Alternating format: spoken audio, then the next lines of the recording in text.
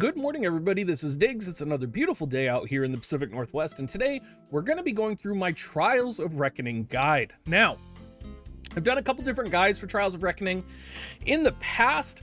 Instead of just doing a big kind of drawn out, sheet that I can show you guys, I'm just going to show you guys what formations I'm going to run. I'm going to show you guys why I'm going to use the units I run, and theoretically what other units I think could be potentially really good if you are trying to clear this. Let's dig in.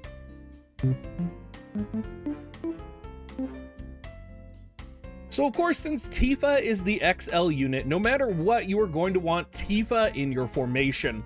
And of course, with Guard Scorpion VC and the Tifa VC being XL as well, the biggest thing you can do in Trials of Reckoning to get a better score is to include the XL and the L bonus units.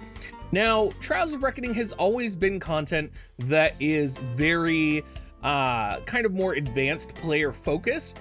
I have a feeling though that this is going to be a pretty easy Trials of Reckoning that new players will be able to easily kind of hop in and do, just because Final Fantasy X was that way. So I imagine if you maybe have Tifa, if you maybe have a setup that's not optimal, you should be able to do this. And even if you don't get a good score, right, you will be able to clear and kind of get the Shinra Bangle pretty good. Like, you'll be able to get it most of the time. So what units are good? What units should you bring? Of course, you're going to want to focus on the bonus units and the XL units. So that's why we have Tifa, Guard Scorpion, and we have Tifa's Vision card in here. In terms of espers, before we even talk about units, Guard Scorpion does have Machine Killer on his board, so make sure you adjust your Guard Scorpion so that you have Machine Killer. Freyzess also has Machine Killer on his board as well. Unfortunately, there's not very many espers that have access to Lightning Killer or Machine Killer on them that would be beneficial. Some of them are 2-star espers like Titan, which is just kind of like, you're not really, like, there's no unit that really needs Titan, and Titan is still in his 2-star form, so it would be pretty suboptimal. So there's a lot of things on here to kind of, you're going to be able to freeform a little bit. But again, if you do have the Guard Scorpion Esper, make sure you're setting that in Freyzess. In terms of Tifa is almost universally going to be sub-paladin. Everybody has access to Tifa. Everybody should have Tifa in their formation. The reason you sub-paladin, you're going to turn everything else off, and you're just going to leave Blade Bash on Tifa. And the reason you're going to do that is that this formation is going to be set up to chain slash, right? Because we have Cloud, we have Rain, we have Laswell, and then we have Serges. And there's a couple people who might wonder what's going on with Serges, but we will get there in just a second. Cloud is here because he does have access to his triple hit. Cloud also has some really good things in his kit that's going to be very helpful. For example, he has Braver, which will lower the target slash resistance, making your other units that are using slash abilities deal more damage. He also has access to Triple Slash, which is a 3-hit attack, which also helps increase the chain. And then he also has access to his Limit Break Ascension, which will lower the critical evasion of the target. And the critical evasion of Guard Scorpion is about 63%. I was doing the math on it. So if you have Tifa, like 99, a little bit higher, like maybe like 105, 110, and in her VC's max, you'll probably be able to guarantee crit with Tifa Cloud. Rain is pretty close for a guaranteed crit as well. So with Cloud's Limit Break, you will be able to guarantee some crits as well. Rain, of course, it's in because Rain has access to Soul Prominence, which Soul Prominence is a 3-hit slashing attack, right? So that'll chain with Cloud. What's also really good about Rain is he has access to Amethyst Blaze, or sorry, not Amethyst Blaze, Flaming Impact. Now, this is a AoE attack that is going to inflict slow on the opponent. And I've seen some videos that recommend like Aerith casting slow on the opponent. I've, seen other ways of getting slow. I think if you can position your Rain correctly, being able to land Flaming Impact into Soul Prominence or Rain's Limit Break is going to be the best way going forward into this to land slow on the Guard Scorpion. He is very susceptible to slow, so I think you're definitely going to want to do that. Outside of that, he also has his LB, which he will use, Shining Nova, which is a 2-hit, lowers fire resistance. Important note here is you should, Flaming Impact is a higher range than Soul Prominence and his LB, so you may have to move Rain around on the deployment to kind of get him into the right setting or the right position so that he's gonna go forward. He'll be out of range of either of his other abilities, but he will be able to land slow on the opponent. Laswell is here. Laswell is pretty, I would say not the most important. Honestly, he's just more slashing. I think if we're talking about like the most important units, I honestly think Tifa, Cloud, and Rain are like your top 3 priorities, just because Rain has access to like slow, multi-hit, Cloud has access to multi-hit, can lower slash resistance, can guarantee crit basically, and Tifa, while she's only going to be using the Paladin's, Blade Bash, she is an XL bonus unit, so that is going to be very important to have her. There are also earth enemies on the map, so you could kind of take element type advantage against them, attack them, but I think for the most part you will be kind of doing that. Laswell is going to be probably set as his Knight of Groundshout sub. You're going to want to make use of Exercising Storm, which is a 2-hit medium damage attack, so again that chain. And then you're also going to want to make use of his attack that lowers ice resistance, so Blade Flash Awaken will lower ice resistance, which enables him to deal more damage. Overall, Laswell, you don't have to have him. Very similar, you don't have to have Sergei's here as well. And you might argue because Sergei is a small bonus unit, he might not be as good here as, say, Barrett or maybe even Engelbert. The reason I have Sergei's here is because a lot of people might not know about Sergei. He does have access to Sub Paladin, which means he does have access to Blade Bash, so he can chain slash. He also is getting his EX form this update, and his level 120 ability does land slow on the opponent. So if you don't have Rain, but you have Sergei, you can EX Sergei, which, I mean, it's a tough decision if you're deciding to EX Sergei, but it is an option. And you can get his 120 ability, which will be kind of that slow effect he can land on the opponent. Now, in terms of units that would kind of shift or move here, I think more commonly I would maybe replace Sergei if I have Rain with Engelbert. Engelbert is also getting his EX, but I would actually probably hold off on his EX because Trials of Reckoning is based on like turns completed, right? So Engelbert's job would potentially be to go slow, get, a few attacks in, not a lot, but kind of be there as a bonus unit, as opposed to setting Aerith or, another unit in here where they could potentially mess up the chain.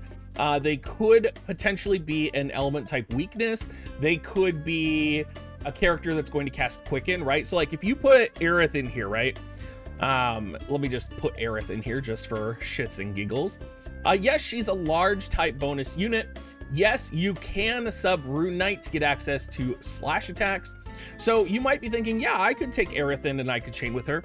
I think that's 100% a bad idea. I don't think you ever, in any situation, unless Aerith is your only large bonus unit, want to bring Aerith in, because one, Aerith is an element type disadvantage to the main boss, right? So there is that to consider, which means she's also going to do reduced damage to the boss. There's also the fact that, Aerith, I'm seeing a lot of like sub Time Mage, again, for Quicken or Slow. And if you're manualing, yes, you could sub Aerith for Quicken or Slow, but casting Quicken is essentially a waste of a turn in Trials of Reckoning, because that could be a turn that would be either devoted to damage or it could be another unit doing damage, right?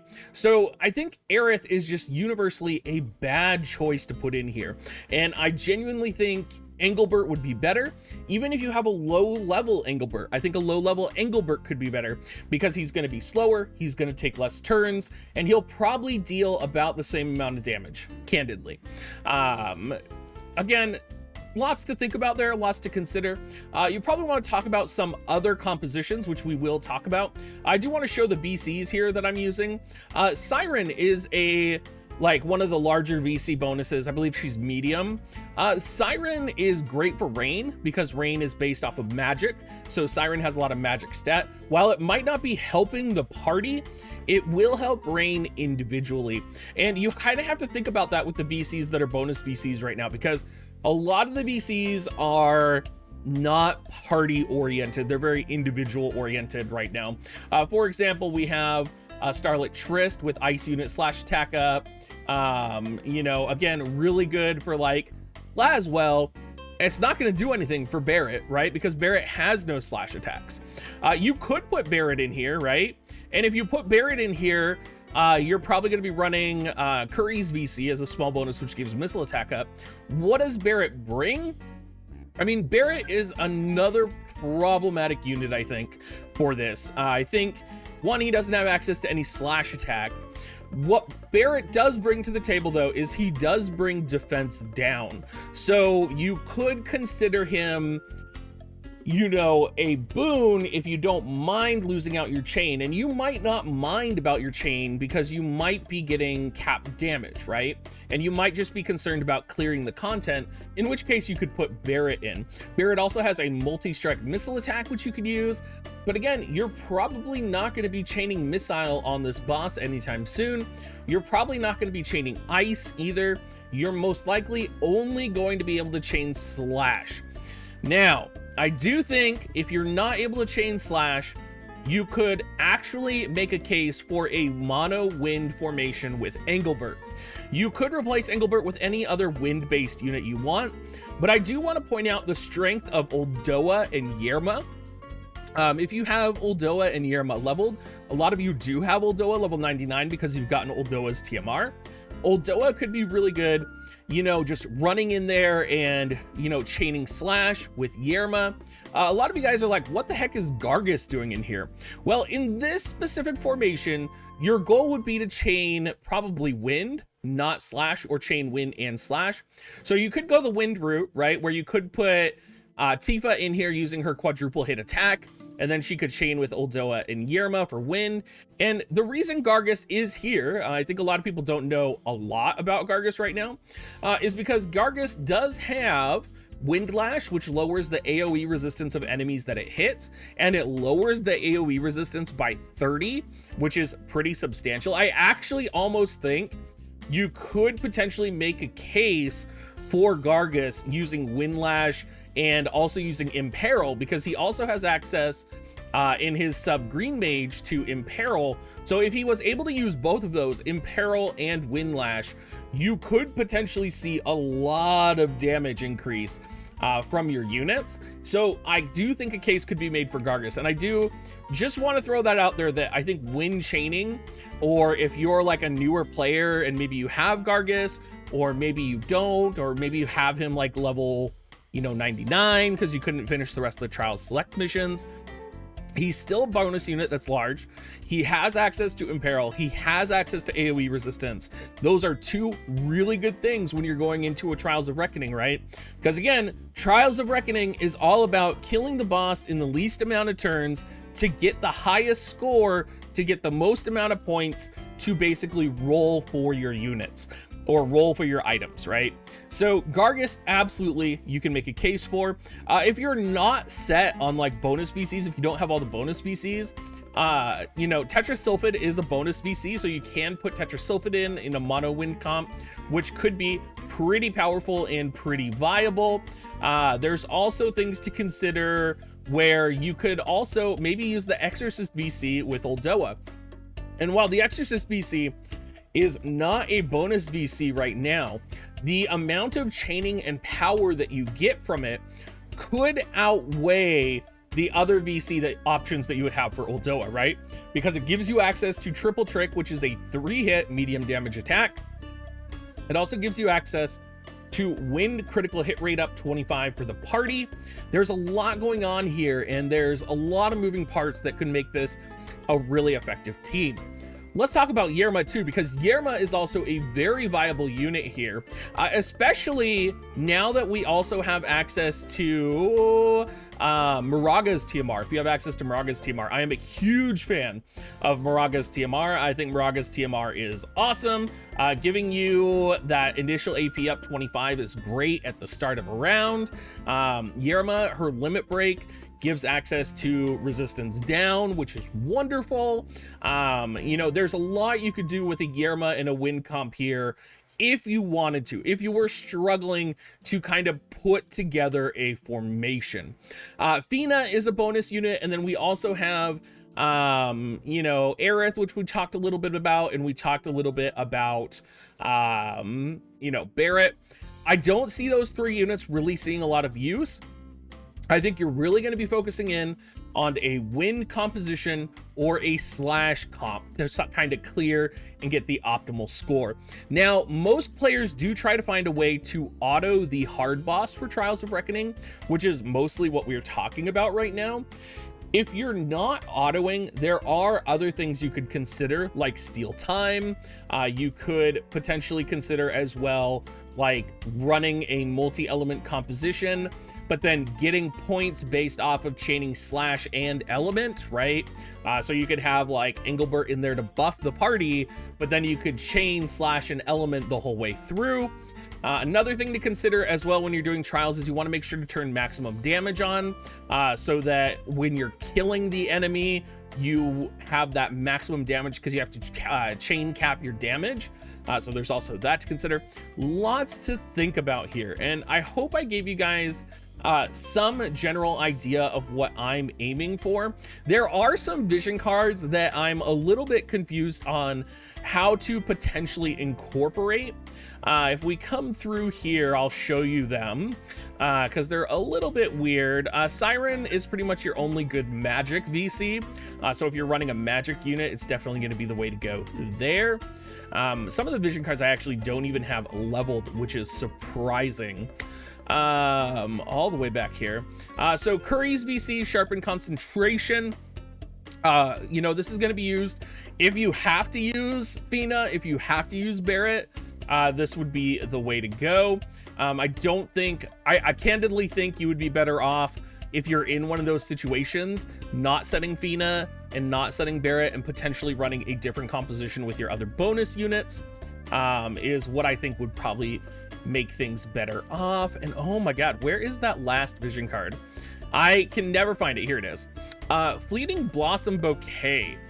So it gives the individual unit light attack resistance up, and then it gives acquired AP up to the party. This is a medium bonus vision card, and I just don't really like. Acquired AP up could be pretty good, but I feel like you're already going to have Lunaverve in the party, right? So you're already going to get that acquired AP up from that. Maybe this could see some use, but I really think you're going to be focusing on kind of more individual VCs for the individual units. If you are having problems clearing though, you may want to change out one of your bonus medium VCs in order to have potentially another vision card that's a lot more powerful for the entire party. Great example of this would be like Moraga to give slash attack up for the party.